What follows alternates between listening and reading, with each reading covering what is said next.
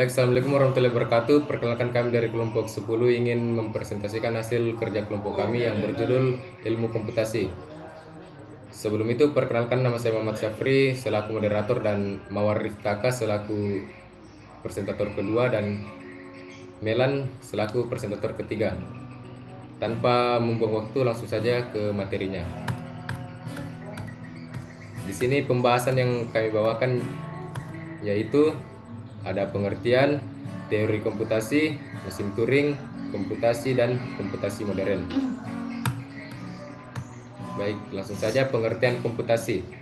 Komputasi adalah sebuah istilah umum dari segala jenis pemrosesan informasi untuk menemukan pemecahan dari suatu masalah dari titik input dengan menggunakan suatu algoritma tertentu. Dan komputasi juga merupakan sebuah subjek dan komputer sains yang menganalisa apa yang bisa maupun tidak bisa dilakukan secara komputasi. Selanjutnya ada teori komputasi. Yang pertama yaitu teori komputasi adalah cabang ilmu komputer dan matematika yang membahas apakah dan bagaimanakah suatu masalah dapat dipecahkan pada model komputasi menggunakan algoritma. Yang kedua, ilmuwan komputer atau komputer scientist bekerja dengan abstraksi matematika yang dinamakan model komputasi.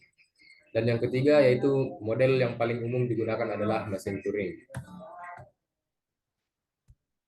Selanjutnya ada materi mesin Turing yaitu yang pertama, mesin Turing ditemukan oleh Alan Turing. Kedua, Alan Turing adalah seorang peneliti matematika dan komputer yang merupakan pencetus konsep algoritma dan komputerisasi. Ketiga, Alan mengimplementasikan konsepnya pada sebuah mesin yang diberikan nama Turing. Yang keempat, model komputasi pada mesin Turing tersebut akhirnya digunakan menjadi model komputasi pada mesin komputer. Baik, untuk presentator kedua, saya persilahkan untuk membawakan materinya.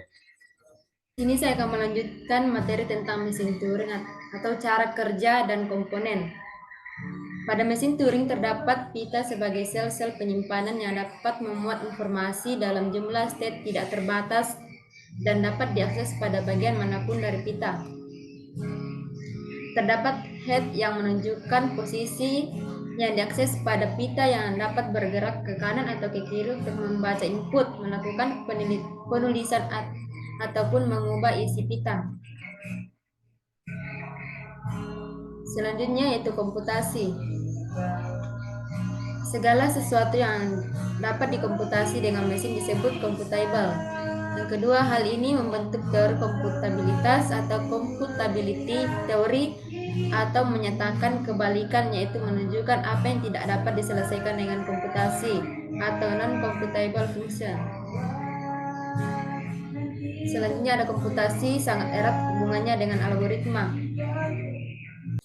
Komputasi modern.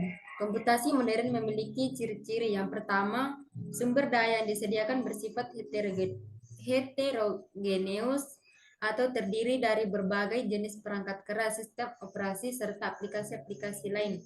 Yang kedua, komputer-komputer terhubung ke jaringan yang luas dengan kapasitas bandwidth dengan beragam.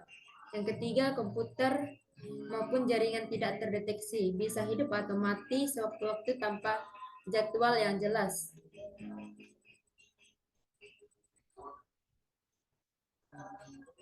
Untuk materi selanjutnya kami serahkan kepada presentator ketiga. Selanjutnya saya akan melanjutkan materi komputasi modern. Yang pertama, tokoh yang berpengaruh pada perkembangan komputasi modern adalah John von Neumann. Seperti yang digambar, ini adalah John von Neumann pada tahun 1903 sampai 1957. Yang kedua, ilmuwan peletak dasar model kerja komputer. Komputasi modern. Masalah yang dipecahkan pada komputasi modern adalah yang pertama, akurasi atau floating point. Tipe data floating point memiliki range penyimpanan numerik yang besar, sehingga dapat digunakan oleh komputer untuk melakukan komputasi yang akurat. Yang kedua, kecepatan. Komputasi harus dapat dilakukan dalam waktu yang cepat ketika mengolah suatu data, sehingga perlu metode kecepatan untuk mengolah perhitungan dalam waktu singkat.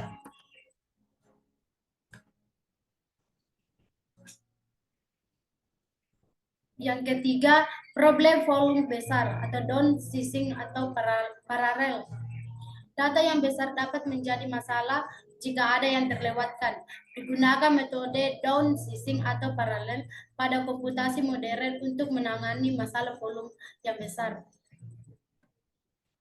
Yang keempat, modeling.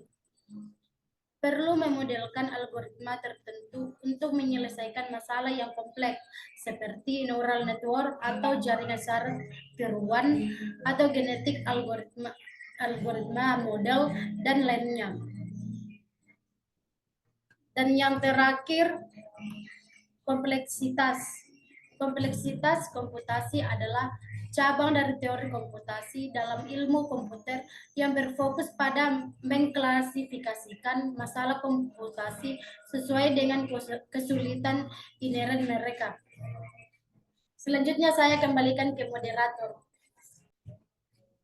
Jadi kesimpulannya secara umum, ilmu komputasi adalah bidang ilmu yang mempunyai perhatian pada penyusunan model matematika dan teknik penyelesaian numerik serta penggunaan komputer untuk menganalisis dan memecahkan masalah-masalah ilmu atau sains. Baik, jadi itu saja materi yang kami bawakan, kurang lebihnya mohon dimaafkan. Seakhiri dengan ucapan, Wabillahi wal taufiq wal hidayah. Assalamualaikum warahmatullahi wabarakatuh.